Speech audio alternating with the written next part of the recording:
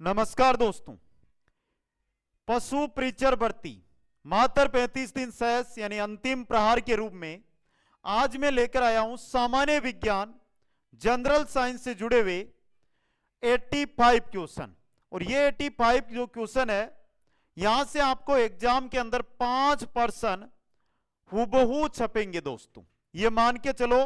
और यहां पर जो मैंने टॉपिक लिए हैं उनमें पहला हमारे नए सिलेबस के अनुसार टॉपिक जोड़ा गया है आनुवंशिकी। जोड़ा गया या नहीं जोड़ा गया? आनुवंशिकी, जिसमें आनुवंशिकी से संबंधित सामान्य शब्दावली ऐसा नाम दिया गया है, उससे जुड़े रहेंगे। फिर अगला रहेगा मानव शरीर। मानव शरीर जो टॉपिक है उससे जुड़े हुए क्वेश्चन रहेंगे। और तीसरा जो हमारा मुख्य टॉपिक है जिसमें मानव रोग, मानव रोग जो हमारे नए सिलेबस के अंदर बिंदु नंबर 4, 5 और 6 दिए गए हैं, इनसे रिलेटेड ये क्वेश्चन रहेंगे। 1, 2 और 3 का पहले वीडियो आ गया है जिसका लिंक है आपके डिस्क्रिप्शन में मिल जाएगा दोस्तों। इसलिए जो भी साथी पशु प्रीचर भर्ती की तैयारी में लगे हुए हैं उनके पास ये एक बेहतरीन विकल्प है जिसके माध्यम से वो बेहतर तैयारी करते हुए आगे बढ़ सकते हैं। पहला क्वेश्चन मैं लेकर आ रहा हूं। पहला आपका काम है कि जैसे ही आप वीडियो पर आते हो ना तो वीडियो को लाइक कर दो, शेयर कर दो और चैनल को सब्सक्राइब कर लो। बार बार बच्चों के मैसेज आते हैं कि सर चैनल तो सब्सक्राइब कर लिया, नोटिफिकेशन नहीं आ रहा है, तो बेल आइकन के अंदर ऑल नोटिफिकेशन ऑन कर लो जिससे हर वीडियो का नोटिफिकेशन आप तक पहुंचता रहे दोस्तों। मानव आंख की रेटिना पर बना प्रतिबिंब होता है, क्या होता है? रेटिना पर जो प्रतिबिंब बनता है ना वो वास्तविक होता है और उल्टा होता है, वास्तविक और उल्टा होता है दोस्तों। नेक्स्ट क्वेश्चन है मानव कोशिका में गुणसूत्रों की संख्या कितनी होती है? तो मानव कोशिका के अंदर कुल 46 गुणसूत्र होते हैं। कितने होते हैं? 46 गुणसूत्र होते हैं दोस्तों। अगला क्वेश्चन, जठर रस होते हैं। जठर रस पेप्सिन, लाइपेज, रेनिन, पहला ही सही है। पेप्सिन, लाइपेज और रेनिन ये क्या आपके जठर रस है दोस्तों। क्वेश्चन नंबर 4 है किस रक्त समूह को सार्वजनिक दाता यानी सार्वदाता सभी को दे सकता है? तो वो होता है आपका ओ ग्रुप। ओ ग्रुप का रक्त का व्यक्ति है ना वो सभी को अपना रक्त है वो दे सकता है। क्वेश्चन नंबर 5 है किसी स्वस्थ मनुष्य के शरीर का लगभग सामान्य ताप कितना होता है? 37 डिग्री सेंटीग्रेड। कितना होता है? 37 डिग्री सेंटीग्रेड। क्वेश्चन नंबर 6, अब देखिए एक बार मात्र आपकी 30 सेकंड लूंगा और 30 सेकंड में आपको बिल्कुल अगर आप वर्तमान में 0 स्तर पर तैयारी पे हो तो आपको 101% पे लेकर जाऊंगा। 100 तो सभी लेकर जाते हैं। देखिए अगर आप 150 क्वेश्चन आएंगे उनमें से अपना सपना 125 से 130 का रखते हैं तो आज ही और अभी मात्र 250 घंटे। और इन 250 घंटे में देखो आपको करना क्या है। इन 250 घंटे के अंदर आपको कंप्लीट क्लासेज भी अटेंड होगी, कंप्लीट नोट्स भी आप पढ़ लोगे 250 घंटों के अंदर, कंप्लीट क्वेश्चन एमसीक्यूज भी ज्वाइन कर लोगे और मॉडल पेपर है ना वो भी आप ज्वाइन कर लोगे। ये 250 घंटे का समय है जिसमें ये कंप्लीट काम आप कर सकते हो। तो आपके लिए सुनहरा मौका और सुनहरी चीज क्रैश कोर्स पशु प्रीचर भर्ती का जो कुचामन ऑनलाइन क्लासेज ऐप पर अवेलेबल है। जाइए और लिंक डिस्क्रिप्शन में दी हुई है या प्ले स्टोर से आप कुचामन ऑनलाइन क्लासेज ऐप को डाउनलोड करके अब समय मत खराब कीजिए क्योंकि आगामी 35 दिन है ना इनके अंदर यही भर्ती है जिसमें आपको सिलेक्शन लेना है। तो आज ही अभी इसको ज्वाइन कर लीजिए। अब जब प्राइस की बात आती है ना तो एक गाइड आप मार्केट से लेकर आते हो ना उसकी रेट के अंदर ये कंप्लीट कोर्स आपको मिल जाएगा दोस्तों। तो समय कम है और नवीनतम सिलेबस पर आधारित है। इस समय का फायदा उठाते हुए आज ही ज्वाइन करें। अगला क्वेश्चन, मनुष्य में श्वसन दर होती है। मनुष्य के अंदर जो श्वसन दर होती है वो होती है 17 से 19 प्रति मिनट। एक मिनट में 17, 18 या 19 बार तक हम श्वसन है वो करते हैं दोस्तों। क्वेश्चन नंबर 7 है शरीर में लाल रुधिर कणिकाओं की कमी को क्या कहते हैं? लाल रुधिर कणिकाओं की कमी है उसे एनीमिया रोग होता है। क्या होता है? एनीमिया रोग। क्वेश्चन नंबर 8, अशुद्ध रक्त हृदय तक किसके माध्यम से पहुंचता है? अशुद्ध रक्त बहता है शिरा में, तो शिराओं के माध्यम से हृदय तक पहुंचता है दोस्तों। नेक्स्ट है मनुष्य में हीमोग्लोबिन पाया जाता है। मनुष्य के अंदर हीमोग्लोबिन है, ये लाल रक्त कणिकाओं में पाया जाता है, लाल रक्त कणिकाओं के अंदर। क्वेश्चन नंबर 10, निम्न में से कौन मनुष्य मस्तिष्क का सबसे बड़ा भाग है? मनुष्य के मस्तिष्क का सबसे बड़ा भाग होता है वो प्रमस्तिष्क होता है। कौन सा होता है? प्रमस्तिष्क दोस्तों। क्वेश्चन नंबर 11 है, निम्न में से कौन सा रेडियोधर्मी तत्व है हृदय पेसमेकर बनाने में उपयोग आता है? कौन सा आता है? प्लूटोनियम। कौन सा आता है? प्लूटोनियम दोस्तों। क्वेश्चन नंबर 12, आरबीसी का कब्रिस्तान किसे कहते हैं? आरबीसी का कब्रिस्तान पलिया कहलाता है। कौन कहलाता है?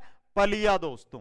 क्वेश्चन नंबर 13, मानव शरीर की सबसे बड़ी ग्रंथि, मानव शरीर की सबसे बड़ी ग्रंथि यकृत ग्रंथि। अरे हड्डी नहीं पूछा है, ग्रंथि पूछा है, ग्रंथि यकृत होती है।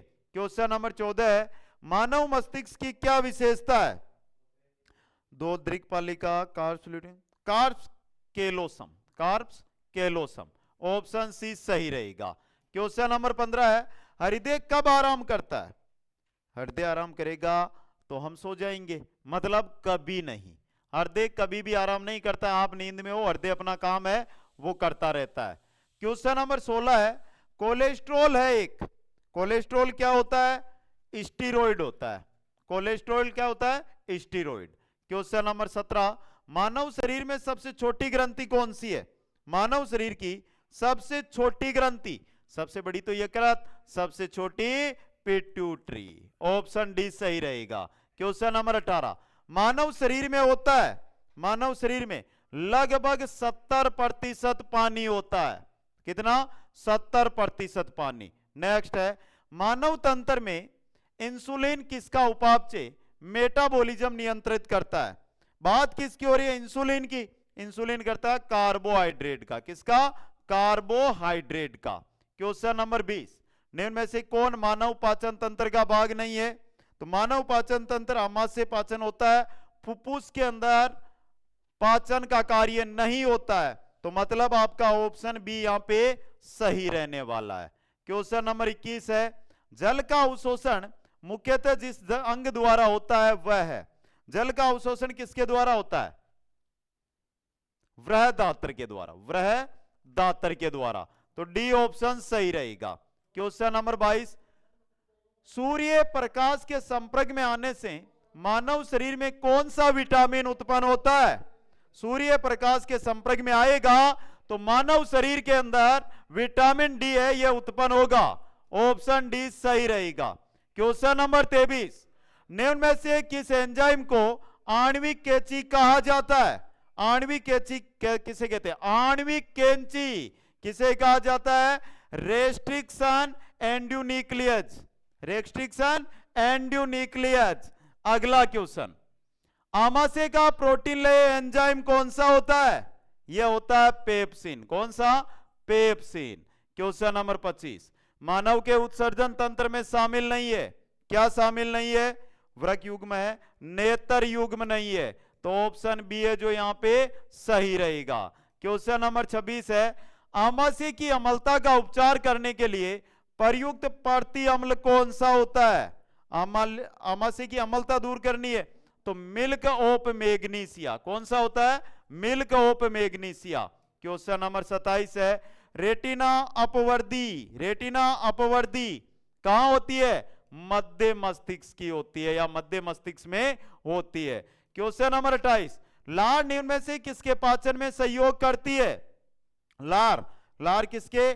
स्टार्च के पाचन में सहयोग करती है। लार है ये स्टार्च के पाचन में सहयोग करती है। नेक्स्ट, मीना माता रोग कारण है, मीना माता रोग होता है, इसका प्रमुख कारण क्या होता है? पारा। पारा क्वेश्चन ऐसा आता है कि पारा की अधिकता के कारण कौन सा रोग होता है? अगला क्वेश्चन, कौन सी ग्रंथि दूध निष्कासन हार्मोन ऑक्सीटोसिन का स्त्रावण करती है? ऑक्सीटोसिन का स्त्रावण करती है पीयूष ग्रंथि। कौन सी? पीयूष ग्रंथि। क्वेश्चन नंबर 31, आयोडी युक्त हार्मोन थायरोक्सिन है। थायरोक्सिन क्या है? एक एमिनो अम्ल है, एक एमिनो अम्ल है थायरोक्सिन। नेक्स्ट क्वेश्चन है, निम्न में से कौन से परिवर्तन में एंजाइम ट्रिप्सन उत्प्रेरक का कार्य करता है। किसमें करता है? तो ये करता है जब प्रोटीन को पेप्टाइड में बदला जाता है, तब जो हमारा ट्रिप्सिन होता है एंजाइम, ये एक उत्प्रेरक की भूमिका निभाता है, जो क्रिया होती है उससे अभिक्रिया को बढ़ा भी देता है, कभी घटा भी देता है। अगला क्वेश्चन, शरीर में निम्न में से कौन सा संक्रमण से हमारी रक्षा करता है? संक्रमण से हमारी रक्षा कौन करता है? WBC। WBC। तो चलो आपके लिए क्वेश्चन, WBC का जीवन काल कितना होता है? सभी को कमेंट करना है। अगर क्लास ले रहे हो तो कमेंट करके जरूर बताएं। क्वेश्चन नंबर 34, पसीने का मुख्य उपयोग। पसीने का मुख्य उपयोग, पहला, शरीर का ताप नियंत्रण रखने में। पहला ही उपयोग सही है आपका। पसीने का मुख्य उपयोग होता है शरीर का ताप नियंत्रण करना दोस्तों। क्वेश्चन नंबर 35, एस्ट्रोजन किसके द्वारा उत्पादित होता है? एस्ट्रोजन, एस्ट्रोजन अंडपुटिका, ऑप्शन बी पुटिका के द्वारा। क्वेश्चन नंबर 35, मानव कंकाल में अब तक ज्ञात हड्डियों की संख्या। मानव में कितनी हड्डियां होती है सबको पता है, 206। और आपके जो शिफ्ट होंगे 3-4, उनके अंदर 6, 8, 10 कितने भी शिफ्ट हो, उनके अंदर 2 शिफ्ट में यह क्वेश्चन जरूर छपने वाला है। क्वेश्चन नंबर 37, हीमोग्लोबिन क्या है? ये हीमोग्लोबिन क्या होता है?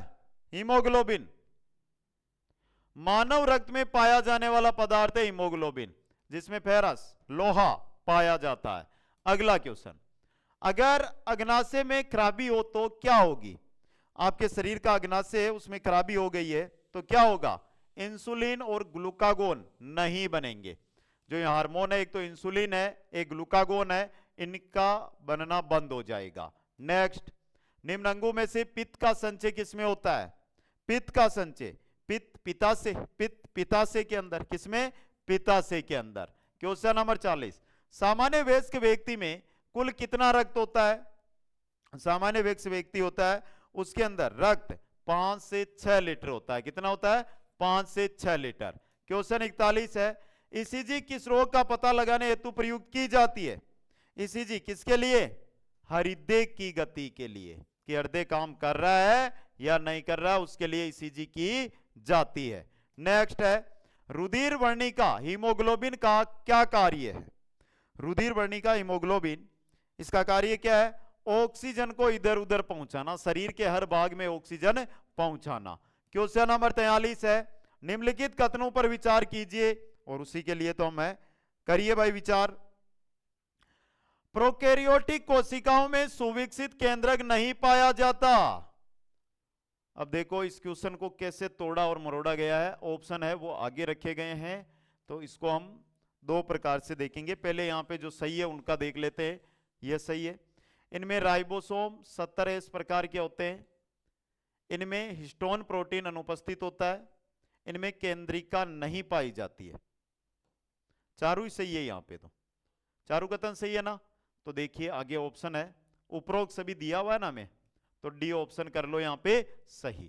क्वेश्चन है 44, समसूत्री विभाजन के बारे में कौन सा कथन असत्य है? यह विभाजन कायिक कोशिकाओं में पाया जाता है। इस विभाजन के दौरान एक कोशिका से 2 कोशिकाओं का निर्माण होता है। इसमें गुणसूत्रों के आनुवांशिक पदार्थों में आदान प्रदान होता है। इसकी प्रोपेज अवस्था लंबी नहीं छोटी होती है। प्रोपेज अवस्था समसूत्री में छोटी होती है, अर्धसूत्री में लंबी होती है। अगला क्वेश्चन, मस्तिष्क के भागों के बारे में विचार कीजिए। मस्तिष्क के भाग और उनके बारे में विचार। पहला, प्रमस्तिष्क का सबसे विकसित भाग है। मध्य मस्तिष्क का कार्य देखने व सुनने का होता है। मेडुला ओब्लांगेटा मानव शरीर की अनैच्छिक क्रियाओं पर नियंत्रण करता है। अनुमस्तिष्क का कार्य मानव शरीर का संतुलन बनाना है, पीछे वाला मस्तिष्क। चारों सही दिए हुए, तो उपरोक्त सभी ऑप्शन डी है जो यहां पे सही रहेगा। क्वेश्चन नंबर 46, लिंग निर्धारण में भाग लेने वाले गुणसूत्र। लिंग निर्धारण के अंदर कौन से गुणसूत्र है जो भाग लेते हैं? बताइए।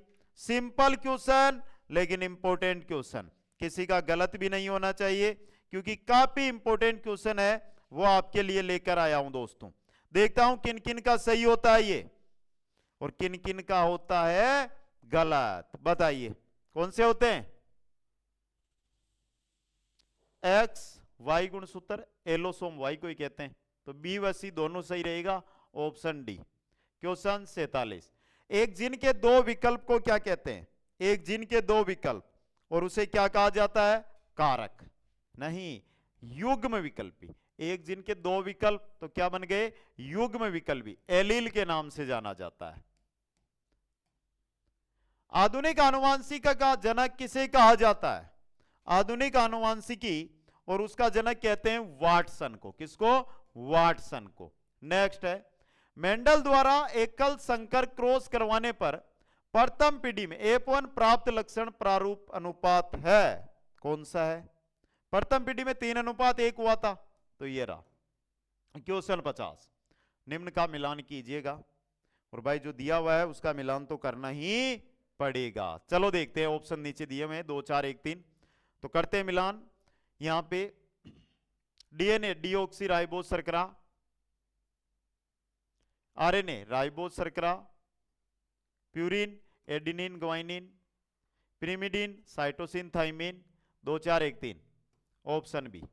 अगला क्वेश्चन, मेंडल ने लक्षणों को नियंत्रित करने वाली इकाई का क्या नाम सुझाया था? क्या नाम सुझाया था? कारक। नेक्स्ट, वह संरचना जहां गुणसूत्र की दोनों भुजा आकर जुड़ती है, गुणसूत्र की दोनों भुजा आकर जुड़ती है, उसे सेंट्रोमियर या गुणसूत्र का बिंदु कहते हैं। सेंट्रोमियर या गुणसूत्र का बिंदु कहा जाता है। क्वेश्चन 53, मनुष्य में पाए जाने वाले लिंग गुणसूत्रों की संख्या कितनी होती है? लिंग गुणसूत्रों की संख्या 2 होती है, XY, जो होते हैं पुरुष में। महिला की अगर बात करें तो XX। क्वेश्चन नंबर 54, मेंडल द्वारा प्रतिपादित आनुवंशिकता का नियम है, कौन सा नियम है भाई? मेंडल ने कौन सा नियम दिया था? पृथक्करण का नियम। कौन सा? पृथक्करण का नियम। नेक्स्ट, जिन अणु यानी डीएनए की संरचना को सबसे पहले किसने रेखांकित किया था? बताइए। इंपॉर्टेंट क्वेश्चन और बेहतरीन क्वेश्चन, तो जल्दी से उत्तर दे दीजिए और किसी का गलत भी नहीं होना चाहिए।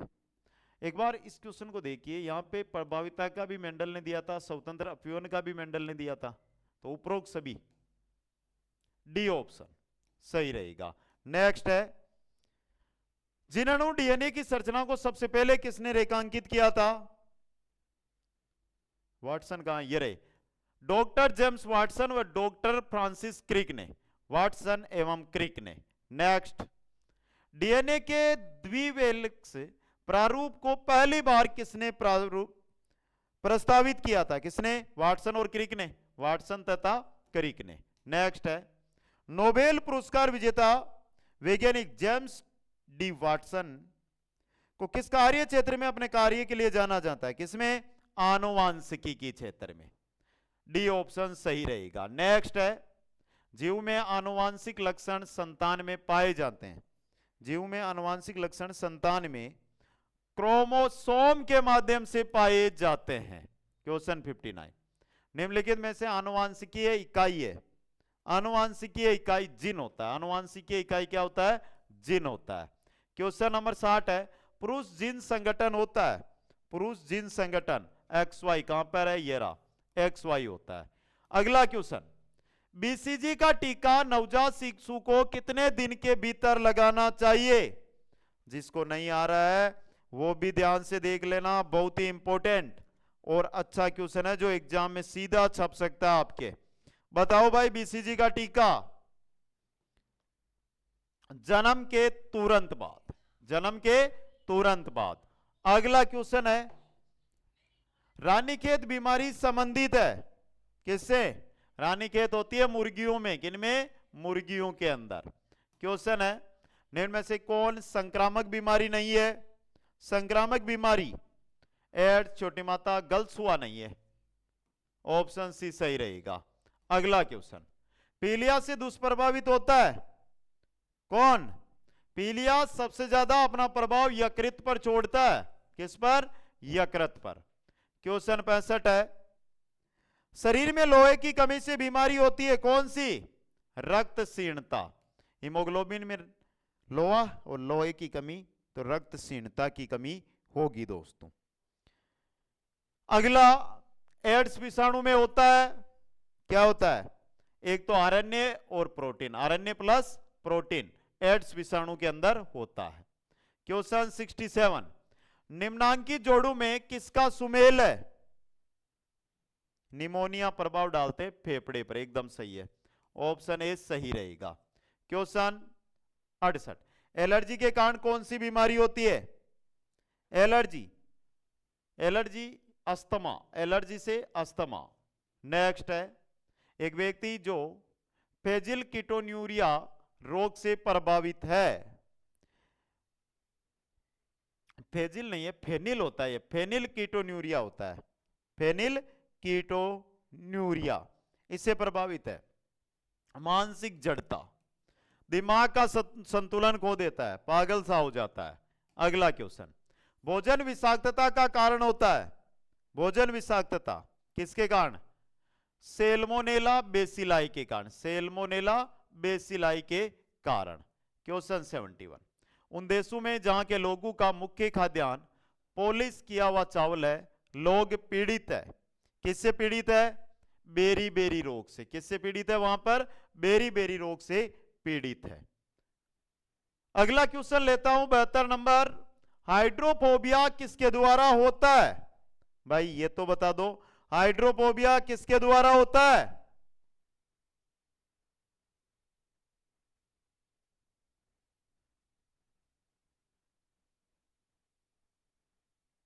तो क्वेश्चन है हाइड्रोफोबिया, और बता दो भाई, विषाणु के द्वारा। नेक्स्ट, पपीता में मुख्यतः कौन सा विटामिन पाया जाता है? अब इससे सरल तो क्या होगा, रोज खाते पपीता तो पपीता से मिलता है विटामिन सी। कौन सा? Vitamin C. निम्न में से किस सेट में विषाणु जनित बीमारियां हैं? तपेदिक, हर्पीज, रेबीज तो नहीं है, मम्स, रेबीज, हर्पीज, ये रही, ये विषाणु के द्वारा होने वाली बीमारियां तीनों। क्वेश्चन 75, अल्फा किरेटिन एक प्रोटीन है, जो अल्फा किरेटिन एक प्रोटीन है जो ऊन में उपस्थित होता है। किसमें? ऊन के अंदर। क्वेश्चन है आपका, गाय के दूध के हल्के पीले रंग का कारण निम्न में से किसकी उपस्थिति है? क्या होता है गाय के दूध के अंदर? केरोटीन, जिसके कारण गाय का दूध पीलापन देता है। क्वेश्चन 77, निम्न में से कौन सा आहार मानव शरीर में नए ऊतकों की वृद्धि के लिए पोषक तत्व प्रदान करता है? कौन सा आहार है भाई ये है पनीर आहार, ऑप्शन सी सही रहेगा। क्वेश्चन 78, रक्त का थक्का बनने में किस विटामिन की आवश्यकता होती है? रक्त का थक्का अगर नहीं बन रहा तो मान लो विटामिन के की कमी है, तो विटामिन के की आवश्यकता होती है। क्वेश्चन 79, निम्न में से जैव निम्नीकरणीय अपशिष्ट है, जैव निम्नीकरणीय अपशिष्ट कौन सा अपशिष्ट? प्लास्टिक, लोहे की वस्तु, कृषि उत्पाद। कौन सा है? कृषि उत्पाद। क्वेश्चन 80, घरों में उपयोग होने वाले हरे रंग के कचरा पात्र का उपयोग किया जाता है किसके लिए? गीले कचरे के लिए। तो देखो हरा रंग गीला कचरा। क्वेश्चन 81, सामान्यतः सूखे कचरे के उपयोग हेतु कचरा पात्र सूखे कचरे के लिए नीला होता है। कैसा होता है? नीला। तो गीले के लिए हरा, सूखे के लिए नीला। और क्वेश्चन 82 है, अस्पतालों में निडिल, सिरिंज, कांच की वस्तुओं को डाला जाता है, किस में जाता है दोस्तों? सफेद पात्र में। तो हरा किस काम में आता है, नीला किस काम में आता है, सफेद पात्र किस काम में आता है? तीनों क्वेश्चन आपके यहां से छप जाने चाहिए दिमाग में, समझ गए? क्वेश्चन 83, अस्पतालों में कचरा प्रबंधन आवश्यक क्यों है? अस्पतालों में कचरा प्रबंधन आवश्यक क्यों है? तो देखिए, कचरे की छटनी हेतु, कचरे के रिसाइकलन करने हेतु, कचरे के निस्तारण हेतु, यानी उपयुक्त सभी ऑप्शन डी है जो सही रहेगा। क्वेश्चन 84, रासायनिक अपशिष्टों के लिए उपयोगी पात्र का रंग कैसा होता है? कैसा होता है भाई? काला। रासायनिक जो अपशिष्ट होते हैं उनके लिए काला। नेक्स्ट, नुकीली व धारदार कचरे का निस्तारण किसमें किया जाता है? सफेद पात्र के द्वारा। ऑप्शन बी आपका सही रहेगा।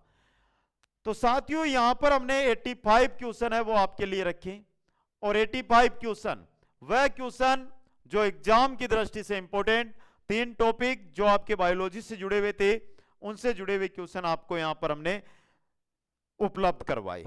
जो भी साथी इन 35 दिनों में पशु परिचर भर्ती में सिलेक्शन को तैयार करना चाहते हैं, नए और संशोधित सिलेबस के आधार पर पशु परिचर क्रैश कोर्स बहुत ही कम समय में, अगर आप 10 दिन क्लास लोगे ना तो भी आपका मैटर बहुत अच्छी तरह तैयार हो जाएगा। क्वेश्चन एमसीक्यूज को छोड़ दोगे तो भी बेहतर तरीके से आपका मैटर है वो तैयार हो जाएगा।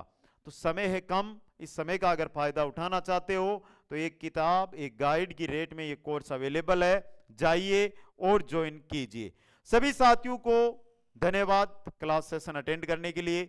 जय हिंद, जय भारत। मिलेंगे नेक्स्ट क्लास के अंदर।